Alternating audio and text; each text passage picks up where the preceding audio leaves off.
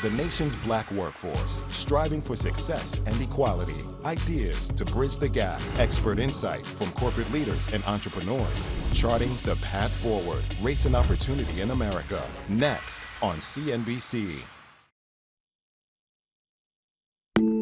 Tonight, as tensions over racial divides in this country heat up, a closer look at corporate America's role in bridging the gap.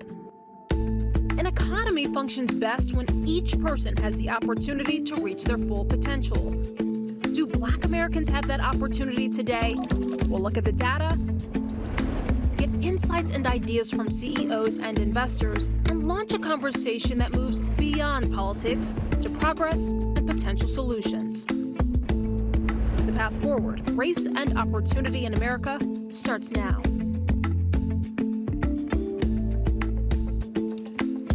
Good evening and welcome. I'm John Fort, along with Andrew Ross Sorkin. 3 months ago, racial disparities came into the spotlight in the wake of George Floyd's untimely death. It's not a news story, but a new light shined on the issue. People across the country and the world spoke out. And tonight, we want to look at the role of business and the impact of racial disparities on the economy. We're also going to hear ideas about how to make progress. It's meant to advance a conversation, the type of conversation happening in boardrooms and at dinner tables across the country. Andrew, there's so much to talk about here, and it's the sort of thing that America really has trouble talking about. You know, John, there are going to be perhaps even some uncomfortable conversations this evening, but they're important conversations that we need to have. And I know that you and I have wanted to do this program for quite some time, and it's a privilege for me to be a part of it with you. You know, I've been lucky enough to be part of a number of important conversations, but this may be the most important, and I really do hope that we are at an inflection point. We're going to talk about all of it throughout this evening, and we have so many voices lined up, John, to join in this conversation with us. Ursula Burns is going to be with us. John Rogers is going to be with us. Rosalind Brewer is going to be with us. Dick Parsons will be here. Lloyd Pierce of the Atlanta Hawks. Dr. Tony Coles. And you, the viewer, will be able to join this conversation too right after the show when we're going to do a live Q&A on LinkedIn. But before all of that, we want to start with a little bit more on why we are here. And tonight, Ilan Mui has a closer look on some data on black workers and leaders in corporate America. There's a growing belief that the moral and social arguments for a more inclusive America should be an economic one as well. According to McKinsey, the racial wealth gap will cost the U.S. economy between $1 and $1.5 trillion in lost consumption and investment over the course of a decade. Whether it be disproportionate health incomes, disproportionate outcomes with respect to educational attainment and quality of education, and even criminal justice outcomes linked to some of the economic underpinnings that have challenged the Black community for quite some time. While unemployment for black workers hit historic lows and college graduation rates more than doubled over the last generation, black workers still make up just 9.6% of management, despite being 12.6% of the labor force. There are only 4 black CEOs in the Fortune 500 right now. Over the past 2 decades, there have been less than 20 altogether. And more than a third of S&P 500 companies did not have any black members on their boards of directors last year. When you have structural barriers that prevent people from participating fully in the economy, that's going to reduce the amount of employment we have, which is going to reduce the size of our economy, the vibrancy of our economy, and the ability of people to innovate and contribute fully. Perhaps most troubling is research that shows when black households do move up the economic ladder, their children are more likely to fall back down. I'm Ilan Mui for CNBC Business News, Washington. Thanks, Ilan. These data points show outcomes, but an important question looms behind these numbers that show the reality for black Americans. Do they also reflect unequal access to opportunity? And if so, what roles do families, government, and companies have in addressing that? Let's bring in Mirza Baradaran, author of The Color of Money, Black Banks and the Racial Wealth Gap. Mirza, great to have you. Thank you so much for having me. So it's one thing to have unequal outcomes. Sometimes that's going to happen. Talent isn't equal. Hard work isn't equal.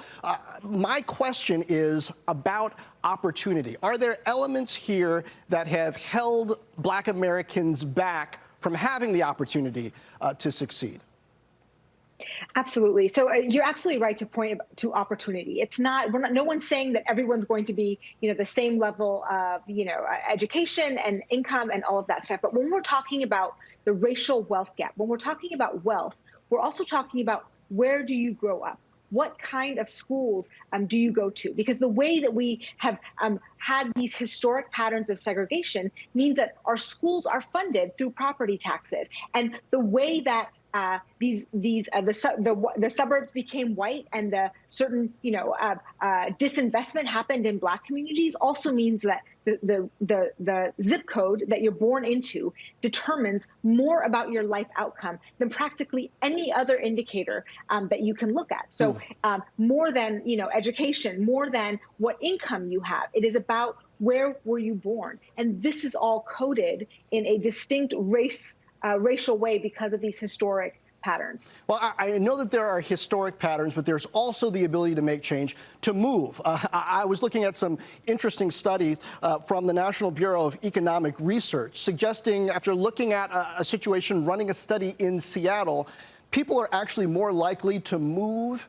into a neighborhood that has better outcomes, where kids who grow up there are shown to have higher salaries in the future if they're given the right types of assistance, not more assistance than they're already getting, but the right type. And if some of those types of barriers to their background, credit history can be helped along. Are there any data points or research that you found that point to solutions to this?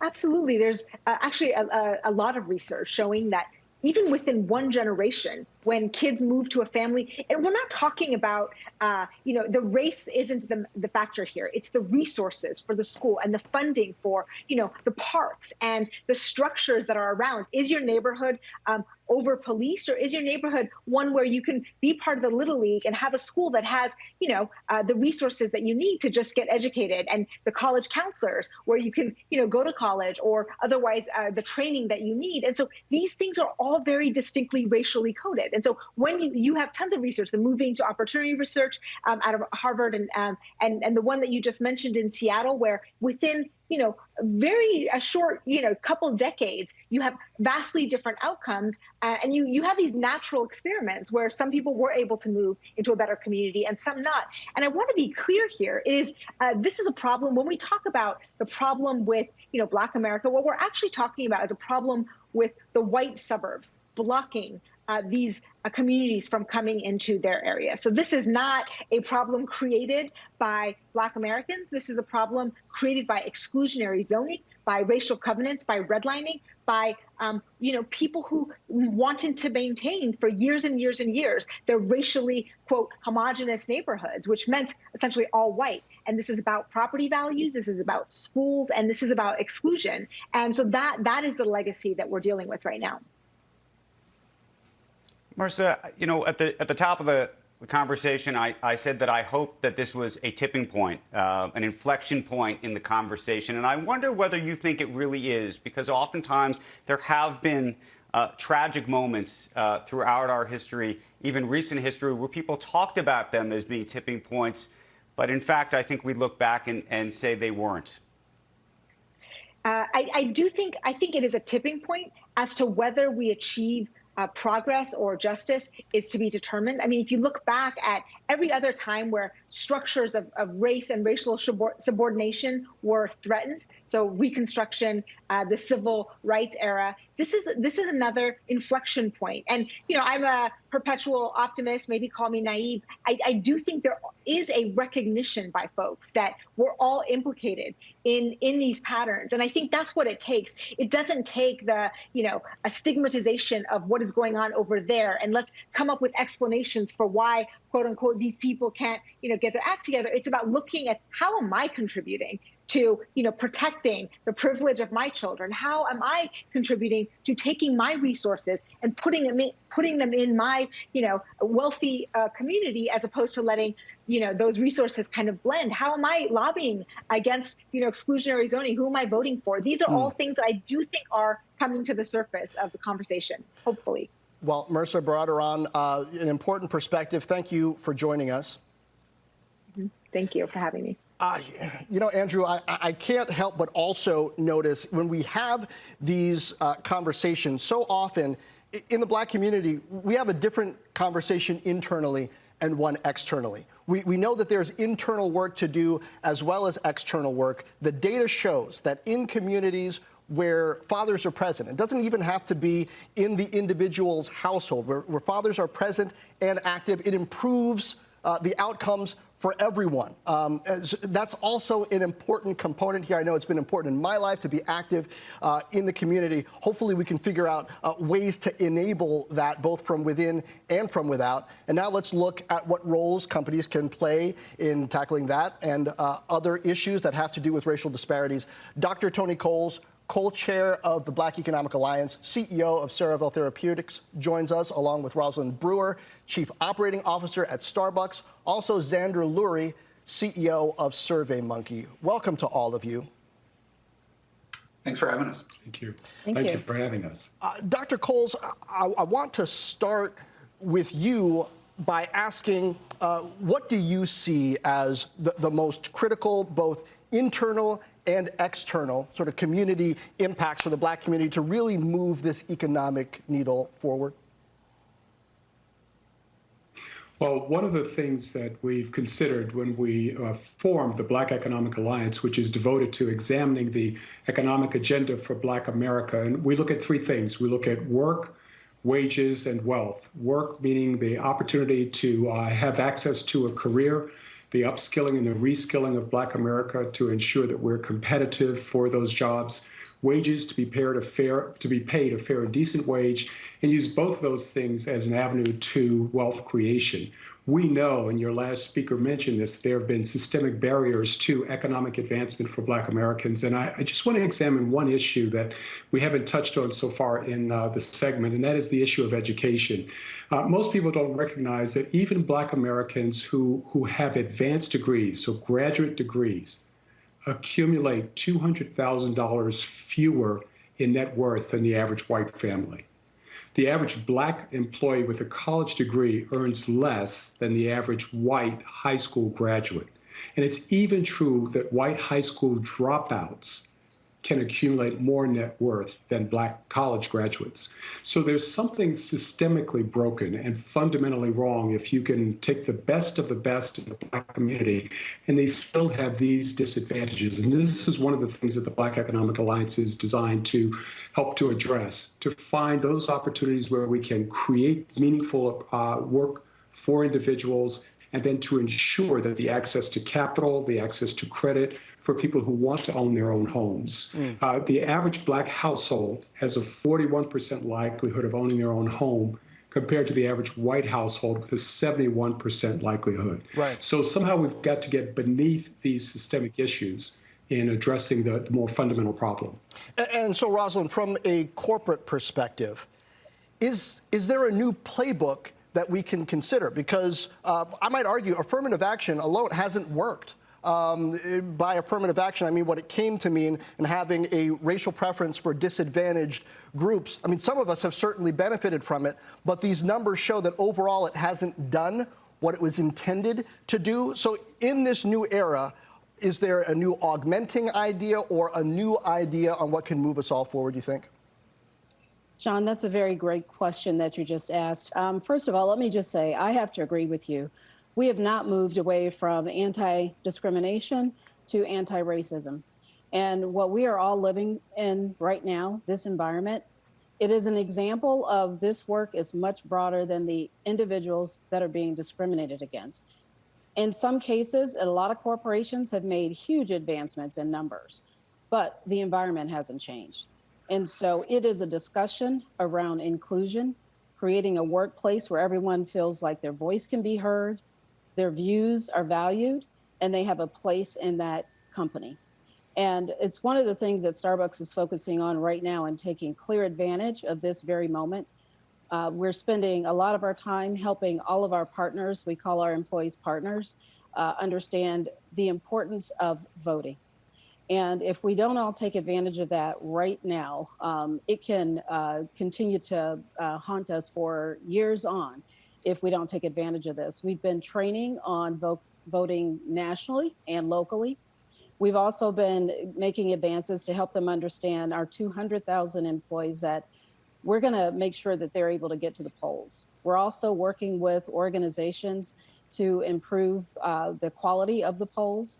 We've been involved with organizations that right now we know going into this voting season, there are more than 400,000 pollsters that are over the age of 60 years old. And they're at risk. And so in this COVID environment, if we don't address that and get the polls available and working effectively, we're going to be in this situation for a while. And so at Starbucks, we are trying to, first of all, take care of ourselves and do what we can at this company because, we have more than 15,000 stores in the U.S. And those are 15,000 very large communities. We can impact those communities. We can impact our partners that need to vote and get to the polls this in November and hopefully make a difference. But it is about anti-racism, and it is about everybody being in this game, not just the African-American person, the Latino that is discriminated against in the office and workplace. It's about everyone understanding that this solution is going to take all of us. And so for our white allies and for any other party that wants to jump in this game, the time is now. I want to get to Xander in just a moment, but Rosalind, let me just follow up on one thing you said, and it really follows up on something that Marissa said earlier about white America. And, part of what ultimately needs to happen to, quote unquote, create this tipping point is for white America to truly get behind this, right? To truly become, quote unquote, anti-racist, if you will. But my question to you is, how do you think you have that conversation with white America? How do you persuade white America, dare I say, that it's in their interest, not just moral interests, but in their economic interests? Because in some cases, this is going to be about their own personal interest. Absolutely. How do you go about that conversation? I actually think having watched the videotape of the murder of George Floyd has naturally caused personal engagement.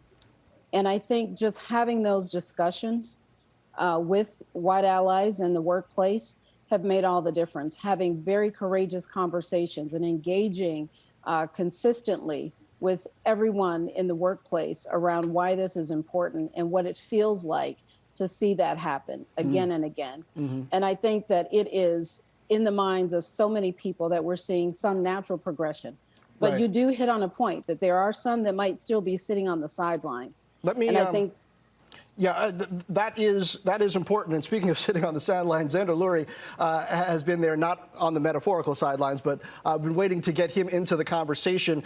Thank you for your patience. Xander, I know SurveyMonkey has run numbers that look at the public's reaction to these corporate actions around equality. And maybe you could talk a bit about my concern with that also. Is sometimes it seems like some companies might take these actions not to necessarily look at them and see if they're having an impact and are they fair, are they effective, but to get the press release out to say that we're doing something. How does public perception play into what we see happening? I think Rosalind and Tony said it well. I mean, we are seeing a tipping point here in terms of awareness and employees, the white allies who want to do more. Your company does not want to see you tweet about how terrible this is and just move on to the next issue. Your employees want you to treat diversity, equity, and inclusion like it's the most important thing your company does, as important as your product launches, as important as meeting your sales goals. So with SurveyMonkey, we wanted to take our core product and help other companies get better at where they allocate their budget. After George Floyd was murdered, I was on your show with John Hope Bryan, and we talked about how do we use our balance sheet and our income statement to exert more goodness in the world. We partnered up with the Justice Collective, created a diversity and inclusion template to ask your vendors. If you think about SurveyMonkey, we spend close to $100 million a year with our vendors. We recruited and worked with 22 other companies who have collectively billions of dollars of spend, including Zoom and Intuit, Slack, and Upwork, and the Golden State Warriors. We are now sending a survey to our vendors, our marketing agencies, our law firms, our banks, our food vendors, everybody we spend money with, saying, who's on your leadership committee? Who's on your board? What are your diversity and inclusion practices? And I'll tell you, we are going to fire folks who don't live up to the values that we aspire to be. And we're going to pay a premium for folks who do. And we aren't perfect. We've got a long way to go, but we're not going to wait for perfection to make progress. And putting our money where our mouth is the way we can leverage how we make the world take more awareness of this issue that we know is critical to our customers and our employees. Hey, John, can I just add one thing? There's a recent survey done just after, I'm sorry. There's a recent survey done just after the George Floyd murders, done by Edelman, the public relations firm. And that survey actually suggested that 60% of Americans are actually expecting corporations to step up, to take a stand against racial injustice, and actually to have a clear point of view and to hold their employees and themselves accountable. So in this moment, when there is an absolute vacuum in leadership, corporate America and its leaders have to stand in that gap and have to make compelling points and have to be on the vanguard for these things, not just because it's the right thing to do, which it is, and not just because it's a corporate stewardship moment, but it's because our customers are expecting that of us. 60% of those surveyed said they will walk away from a brand and boycott it if they don't stand up and respond to the recent national conversation surrounding George Floyd's death. And what's quite interesting is that nearly 70% of individuals 35 and older believe it's a moral obligation of corporate America to do so. So there's some data where our consumers are actually talking to us and expecting us to stand in this gap. And I think that's compelling, and we should listen to that. Tony, Rosalind, and Xander, I want to thank you for the conversation and for your insights this evening. Thank you so very much. We want to now talk, really move the conversation to one about the influence of investors on all of what we've just been discussing. Last year, 4.1% of Russell 3000 board members were black. Non-white board members made up 10.4%, according to ISS. To talk about that and more, I want to bring in John Rogers, Ariel Investments co-CEO and co-founder of the Black Corporate Directors Conference. Also, Ursula Burns is joining us, former Xerox CEO and Teneo Senior Advisor. Ursula is announcing today the creation of the Board Diversity Action Alliance, focused on increasing the representation of racially and ethnically diverse directors. Good morning to, or I should say good morning. The squawk box is on the mind.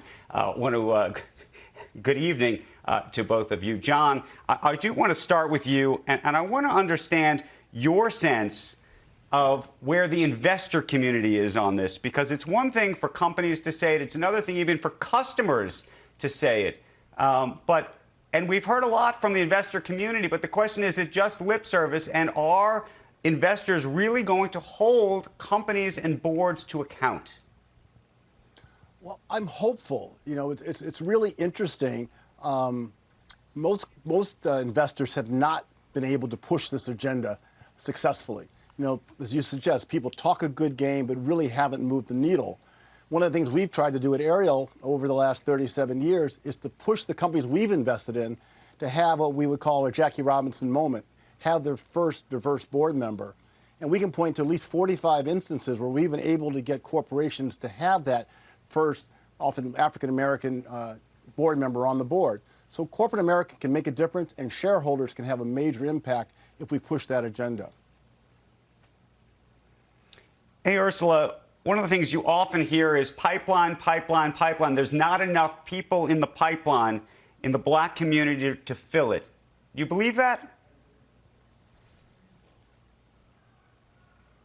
Particularly if we're speaking about boards of directors or the C-suite, what has to happen is that we have to change the criteria. The criteria has been structured in such a way that you will not find a broad set of diverse candidates. For example, most board searches ask for sitting or past CEOs. And if you do that as a criteria, you can probably count on two hands the number of candidates that you'll get that are diverse, black or Latino, black or brown. So, but we also know that there are many, many board seats that are filled by people who are not past CEOs. We know that there's a lot of talent there that is needed on a board that's not can be delivered by people other than past CEOs. So I think that it's a fallacy, and I think a structural form of racism and exclusion to say that the only people who can actually participate are people who have this very narrow set of skills.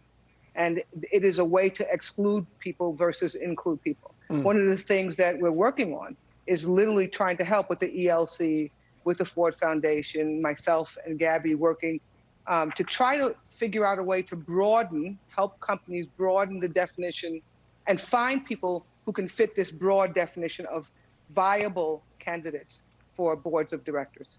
Ursula, that makes a lot of sense, because what it takes to give good advice and be a good board member isn't totally locked into having been a CEO. But I wonder what you think about the moves in places like California to mandate a certain percentage of diverse board members.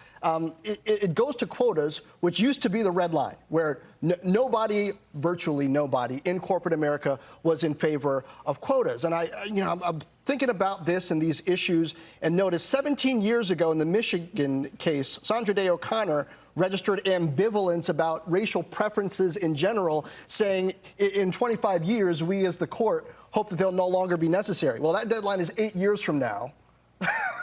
Doesn't look like it's going to happen. Does that mean that some people think we need to move to quotas? Or is there another thing that we can do? Because quotas arguably are just unfair.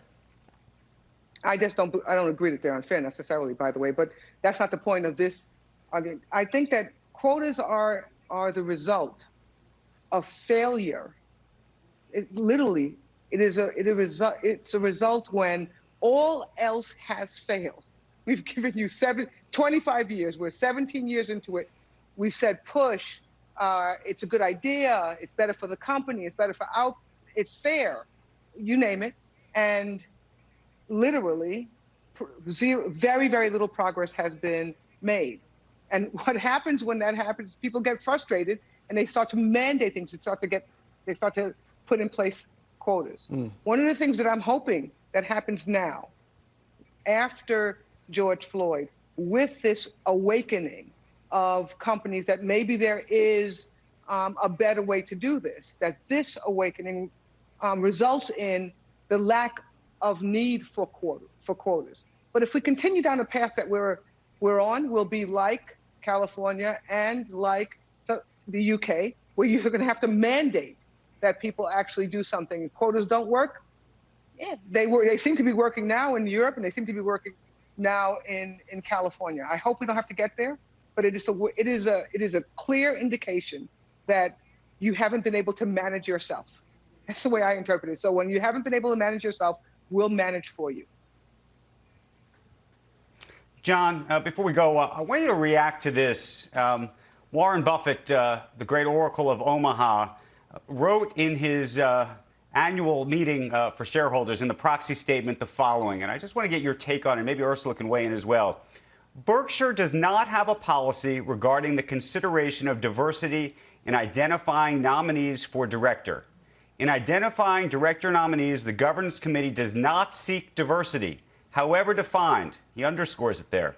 Instead, as previously discussed, the governance committee looks for individuals who have a very high integrity, business savvy, an owner-oriented attitude, and a deep, genuine interest in the company. Warren Buffett, of course, one of the great role models for so many entrepreneurs and business leaders around the country. John, what do you make of that statement?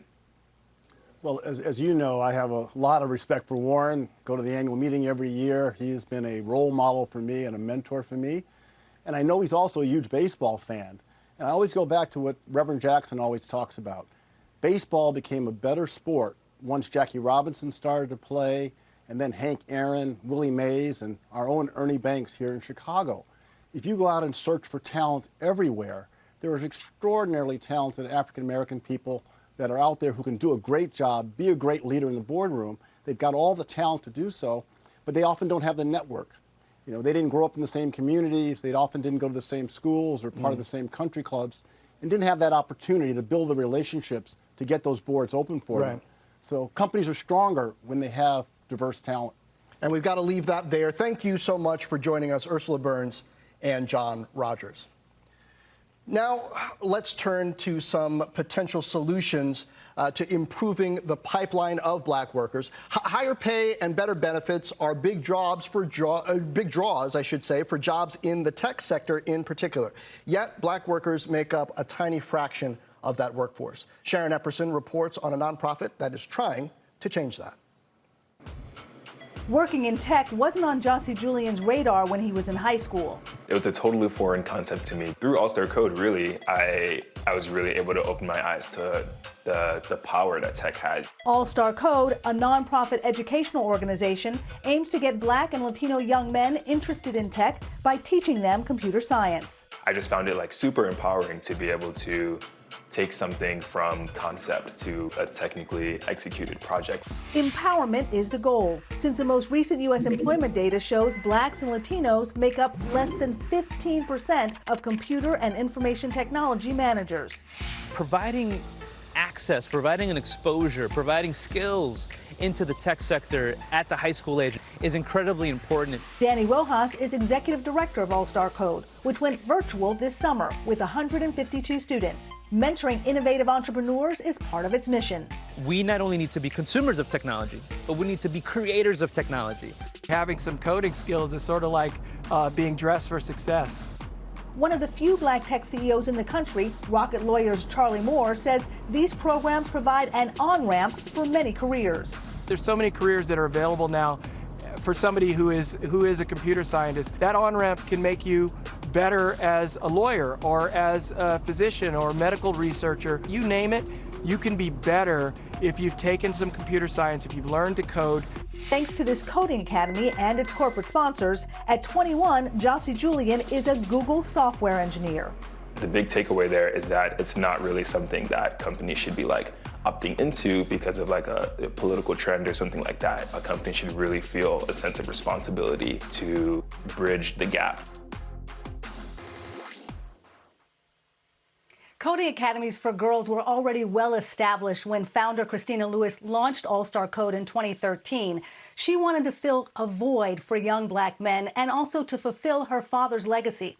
Her father, Reginald Lewis, was the first Black man to build a billion-dollar business in the U.S. John? Wow.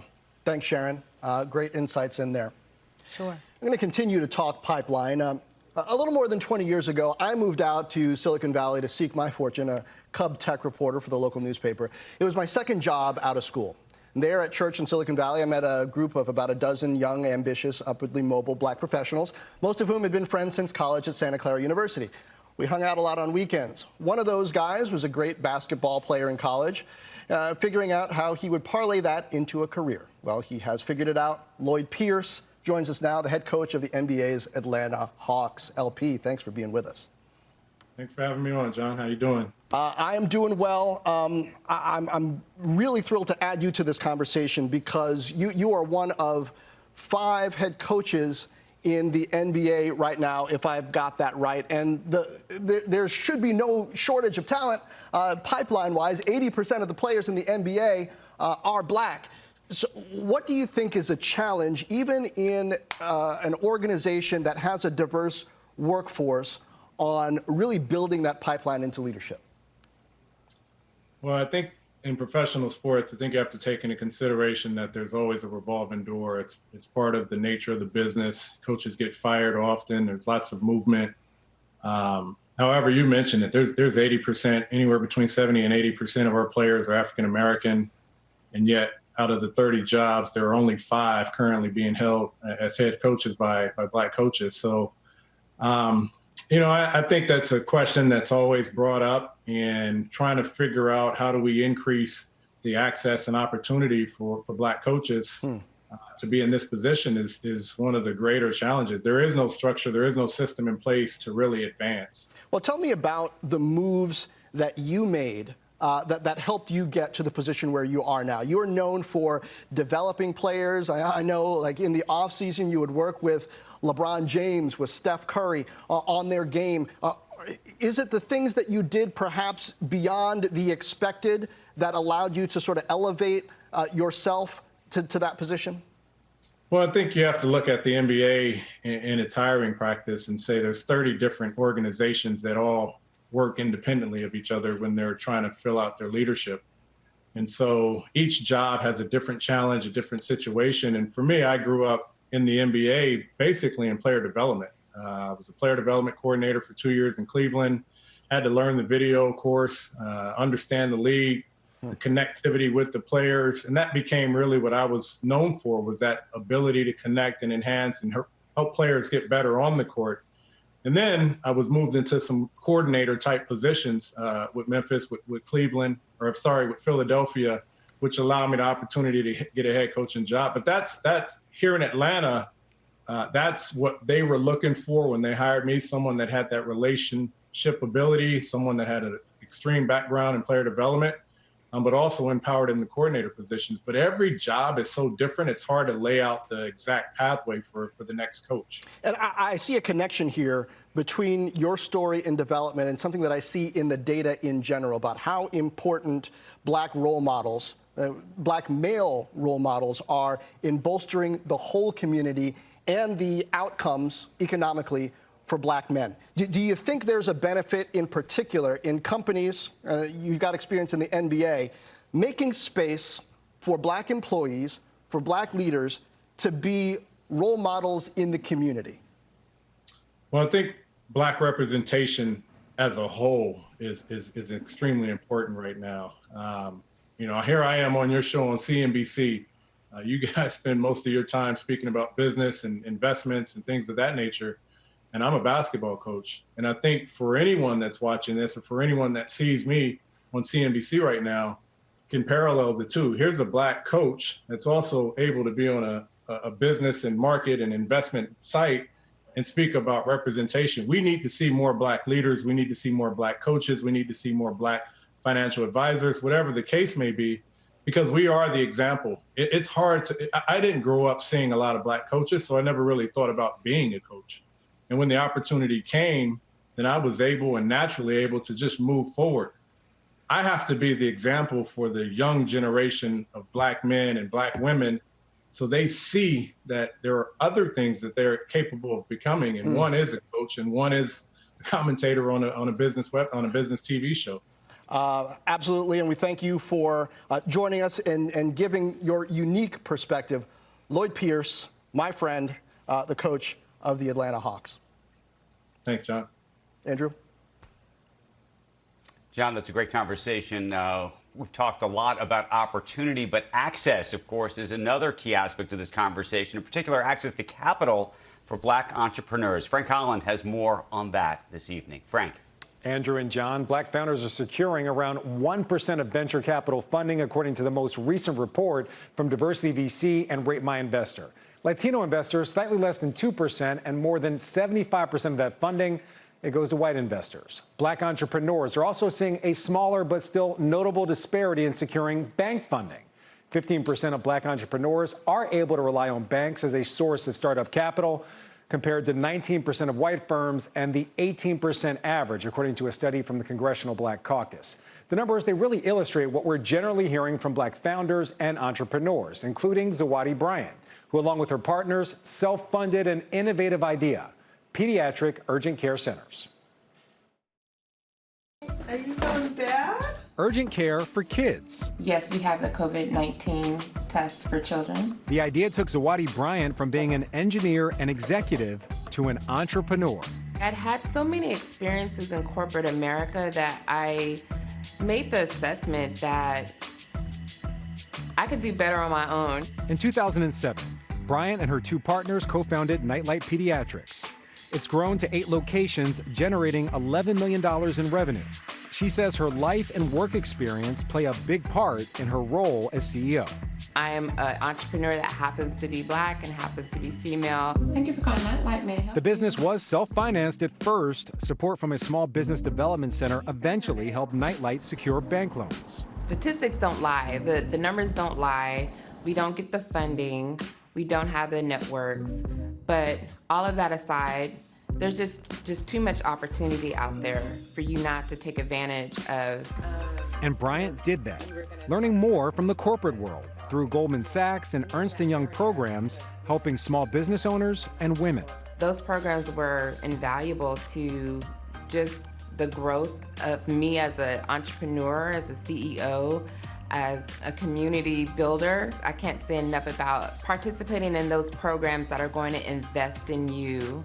It also exposed Bryant to new avenues of funding. I wish, in 2007, we had known about private equity. We probably would have partnered with someone to grow our business a lot faster than what we were able to do with bank loans. Now that I have that wealth of knowledge, we're looking at alternative ways of raising capital to build our business and to grow it at a faster pace. Frank, thank you for that report. Right now, I want to bring in Bill Bynum. He's the president of Hope Community Credit Union, and Monique Woodward, founder of Cake Ventures. Good evening to both of you. I want to talk about solutions, if we can, and try to understand how we can change this paradigm, Bill, that just seems or has thus far been so unchangeable. If there's one thing you could do to get more capital into these communities, what would you do? I would hold the banking system more accountable. You've had generations of institutional and systemic barriers that have denied people of color access to basic tools to acquire capital and accumulate wealth. But when you have a situation for every $10 in wealth held by white families, black families only hold $1. Every dollar in net worth by black families with children, white families own $100. Credit scores, lower levels of collateral, all of those are simply a byproduct of the racial wealth gap. So we've got to make sure that if you're a black family in Mississippi and you have $150,000 net worth and you have a harder time getting a loan than a white family owns only $30,000 in net worth, you've got to fix a system that is inherently flawed.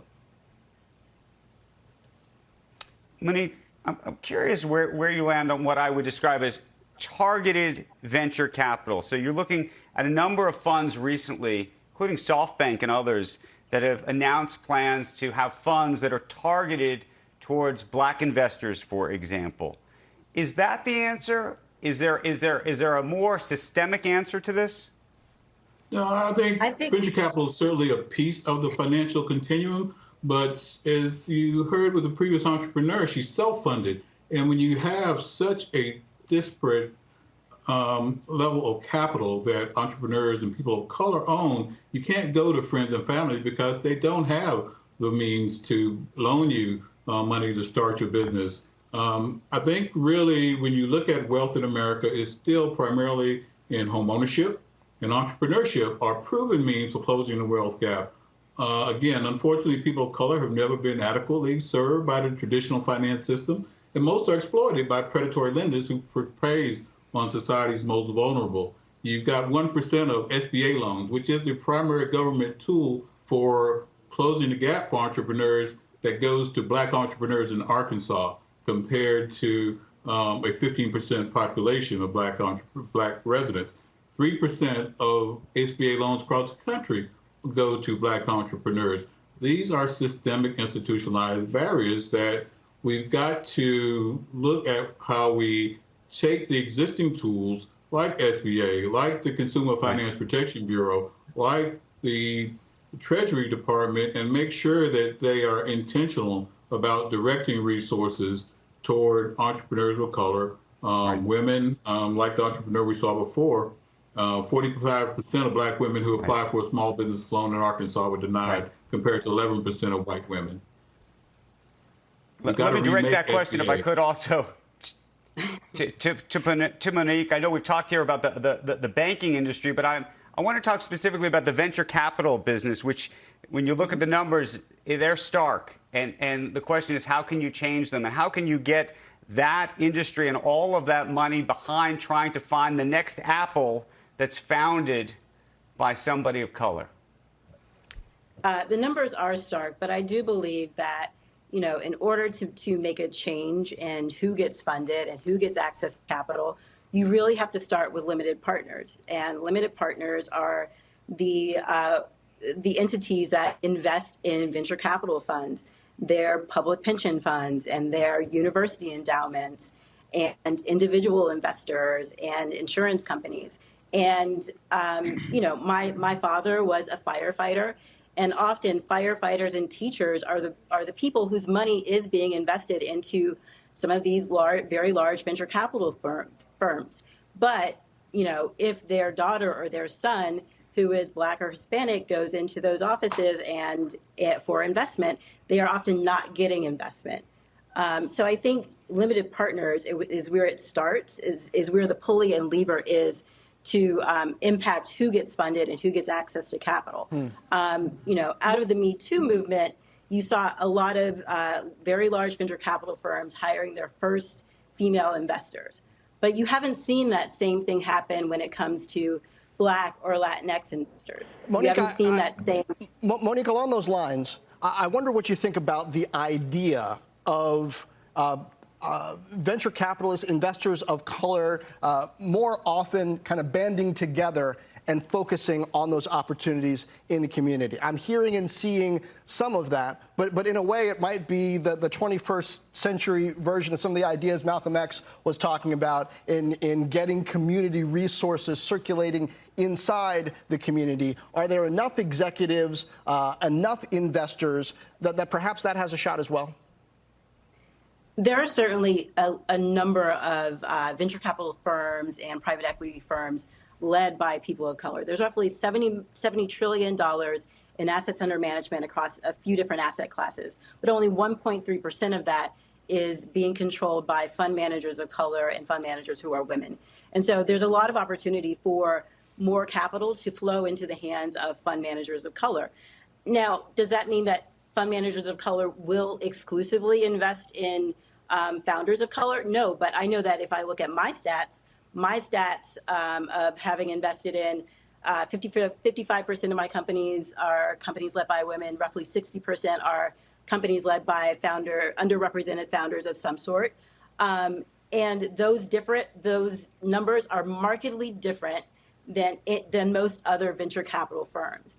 And so the more money that flows into fund managers of color and diverse fund managers, what comes out is more diverse entrepreneurs getting access to capital. Okay. Monique, thank you. Bill, thank you for the conversation. Finally, we want to talk this evening about solutions for corporate America in all of this. I want to bring in Dick Parsons, Senior Advisor, Providence Equity Partners, private equity firm specializing in media communications and information companies. He's also, of course, the former chairman of Citigroup and former CEO of Time Warner. Also, Ron Williams is with us, former chairman and CEO of Aetna. And Charles Phillips, chairman of Infor and the co-chair of the Black Economic Alliance. Gentlemen, thank you so much for joining us. As we said, we want to talk about solutions for corporate America and what you think can be done. And Dick, I want to start with you and try to understand inside the biggest companies in America what you would do. Do you put in incentives? Do you put in financial incentives to change this dynamic? I think I ask you that because I see big companies like Microsoft and Uber doing that, but then I see other companies going another direction. Well, one man's view and what we did at Time Warner. I considered myself sort of an old school manager, and I know that the guys I worked with, their thing was hitting their budget every year. Whatever it took, we hit our budget. So rather than put incentives in per se, you have to make diversity objectives and metrics a part of that process. Yet, first of all, you have to establish them. Good intentions aren't enough. You have to sort of say, here's where we are, here's where we want to be. Now you go figure out how we're going to get there. And you have to have some transparency around that so that not only are they holding themselves accountable, their peers and indeed shareholders and other constituents can see where you are and what your objectives are. So you make it a part of the business management process. And then what I found was, I had guys and gals who were well-meaning, but they come back and they say, well, I can't find anybody. We look, but we can't find anybody. And you have to say to them, guys, you're not going to find them at your club. You're not going to find them across, the golf sport. I went and hired a woman. Her name was Debbie Langford. I'll never forget her. She whenever anybody told me they couldn't find diverse candidates and we required diverse slates, I'd say, go see Debbie Langford. She would find them somebody. And over the course of 4 or 5 years, we hired well over 100 of Debbie Langford produced candidates for VP or above positions. So you're going to make it a part of the process of the business management process. And then you have to help well-meaning people, but who don't, by virtue of the way they live their lives, by virtue of the way that we live our collective lives in this country, who don't have access and knowledge about the diverse community. You have to give them someone who can help them find candidates where candidates exist. Ron, on that point, as this program has been broadcast, I've gotten emails from some viewers who have said that goals and quotas are the equivalent of reverse discrimination. At a time like this, how do you respond to that? And how do you talk about these issues inside a large corporation? Well, I think the objective is really to broaden the applicant pool. And I can tell you from my experience that when you broaden the applicant pool and when you look for the absolute best candidates, a higher percentage turns out that it's a woman or a person of color. So from my point of view, we really are talking about CEO leadership in terms of creating an environment that is receptive to people of color. And the other point I would make is that the CEO has to demonstrate strong leadership in this area. If the CEO does not, the board has to.